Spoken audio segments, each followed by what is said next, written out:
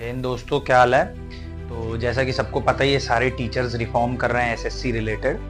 और मैं भी सीपीओ वाला 2024 में अटका पड़ा हूँ। 18 महीने हो गए हैं और एसएससी के बहुत से बच्चों को प्रॉब्लम आ रही है 2025 में। और 31 तारीख को ऐसा क्या है जो 31 को आपका ये जुलाई आ रहा है, उसमें करना क्या है। देखो, एसएससी का टेंडर जो था वो पहले टीसीएस का था।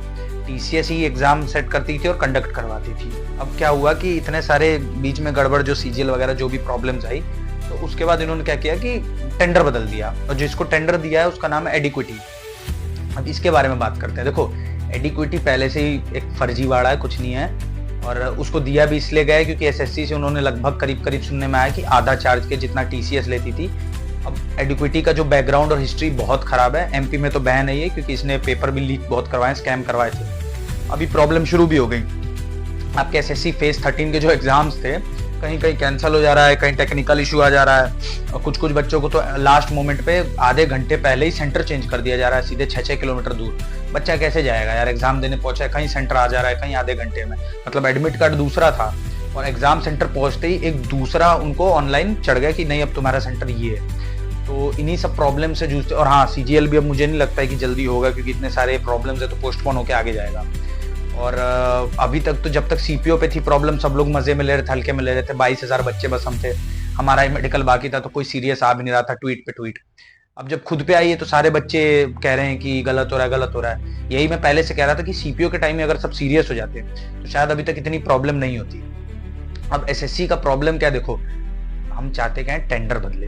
टेंडर को लाना है आपको वापस टीसीएस को, पेपर वो ठीक करवाती, कोई प्रॉब्लम नहीं। घपलेबाज तो एडिक्विटी है। पेपर में इशू नहीं आ रहा था, प्रॉब्लम ये हो रही थी कि जिस तरह के सेंटर एडमिट कार्ड और ये सब इश्यूज थे ना, ये सॉल्व करना था। मतलब पेपर का टेंडर ही बदल दिया, कोई और पेपर बना रहा है, वो भी घपलेबाज। 31 तारीख को जितने भी लड़के दिल्ली साइड रह रहे हैं, काफी टीचर्स जो अभिनव शर्मा सर ने आपका शुरू किया है, ये 31 तारीख को एसएससी हेड ऑफिस और डीओपीटी से मांगा जाएगा जवाब, और उनको प्रेशर किया जाएगा थोड़ा कि भाई हमारी बातों पे ध्यान दीजिए, बहुत सीरियस इशू है, बच्चों के एग्जाम का मामला है। और सीपीओ का जितना सीन है वो भी उधर उठाने के लिए एक सीधी सी बात है कि देखो, जब प्रेशर दिया जाएगा उनको, डीओपीटी को और एसएससी के चेयरमैन को, तो वो लोग तब ट्वीट देखेंगे 100%। तो अपने को करना यह है कि 31 तारीख को सीपीओ का भी ट्वीट करना है, क्योंकि ये लोग बात करने जा रहे हैं एसएससी के लिए, पूरे 2025 एग्जाम्स, अपकमिंग टेंडर, एडिक्विटी वगैरह। तो सीपीओ 2024 कहीं ना कहीं थोड़ा दब जाएगा। ठीक उसी दिन जब ये हो जाएगा प्रोटेस्ट, उसकी शाम को हम लोगों को 31 की शाम को 5 बजे के करीब ट्वीट करना, तो दिन में भी चाहिए क्योंकि सरकार उसके बाद ट्वीट पढ़ती है जब इतना बड़ा मुद्दा हो जाएगा, तो उसी में हमें ट्वीट करना है। और मेरे से लोग बोल रहे हैं आपका क्या व्यू है, भाई मैं तो खुश हूँ, जो भी सबके साथ हुआ है बहुत बढ़िया हुआ है, क्योंकि जब तक अपनी प्रॉब्लम पर्सनल नहीं होती, लोगों को प्रॉब्लम नहीं लगती। एसएससी वाले तो खुश थे, चलो सीजीएल की तैयारी करते हैं, सीजीएल के लिए पढ़ते हैं। सीपीओ वाले बच्चे तो 18 महीने झेल रहे, तुम लोगों ने कुछ भी नहीं झेला है। 2 महीने तुमने बस टेंशन क्या देख लिया, रोने लग गए हो ना। प्रॉब्लम सीपीओ की तो और पहले से है। अब जब अपने पे आई तो सब प्रोटेस्ट करो, ये करो, सर जवाब नहीं है, सीपीओ के टाइम बस ध्यान हटा रहे। तो मैं तो कह रहा हूँ बहुत अच्छा हुआ है, जितनी भी प्रॉब्लम हो रही बहुत ठीक हुआ है। कम से कम उसी बहाने अब सब पे तो ध्यान जाएगा, वरना अब तक किसी का मतलब पर्सनल नहीं था, कोई ध्यान ही नहीं दे रहा था। बहुत बढ़िया हुआ ये। मैं तो कह रहा हूँ सीजीएल का पेपर भी पोस्टपोन हो जाए तो मजा आ जाएगा, कैंसिल हो जाए तो और मजा आ जाएगा। कम से कम ये जो बच्चे हैं बाकी, उनको पता तो चलेगा सीपीओ वाले क्या झेल रहे हैं। मतलब प्रीलिम्स देने के बाद, फिजिकल देने के बाद, मेंस देने के बाद, मेडिकल का वेट करते हुए इतना रोना लगा रखा है। अपना मामला तो कोर्ट में 24 सितंबर का डेट पड़ा हुआ है, देखते हैं उस दिन हाईकोर्ट क्या कहता है।